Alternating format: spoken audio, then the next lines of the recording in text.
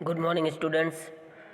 आज हम पढ़ेंगे सेकंड चैप्टर का के क्वेश्चन आंसर। अब देखो, सबसे पहले क सही उत्तर पर राइट लगाई, यानी हमारे घर के बिल्कुल पास लगा था। क्या लगा था हमारे घर के बिल्कुल पास? बाजार, मेला या सर्कस?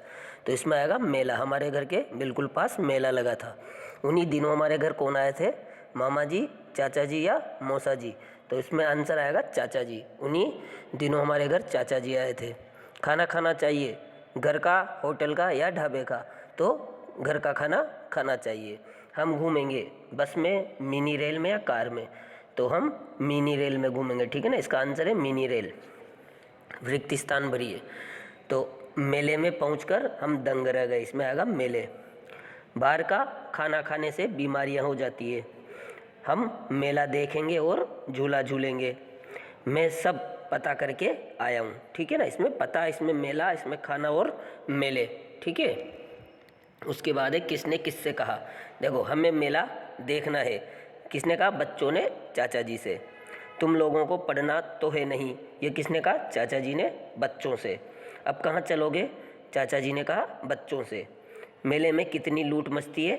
चाचा जी ने कहा बच्चों से। निम्नलिखित प्रश्नों के उत्तर दीजिए। चाचा जी ने मेला न जाने का क्या बहाना बनाया? तो चाचा जी ने मेला न जाने का क्या बहाना बनाया? चाचा जी ने कहा, अरे भाई, मैं तो बहुत थक गया हूँ, मुझसे तो अब चला नहीं जाएगा। क्या बहाना बनाया चाचा जी ने? चाचा जी ने क्या कहा? चाचा जी ने कहा, अरे भाई, मैं तो बहुत थक गया हूँ, मुझसे तो अब चला नहीं जाएगा। ठीक है।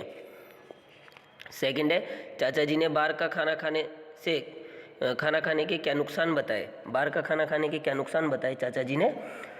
चाचा जी ने कहा, बाहर का खाना खाने से बीमारियां हो जाती है। दस्त, हैजा, खांसी, बुखार। चाचा जी समझा रहे थे। क्या बोल रहे थे चाचा जी? के बाहर का खाना खाने से बीमारियां हो जाती है, यानी दस्त, हैजा, खांसी, बुखार जैसी बीमारियां हो जाती हैं। ठीक है। थर्ड है, खाना खाने के बाद बच्चे कहाँ जाना चाहते थे?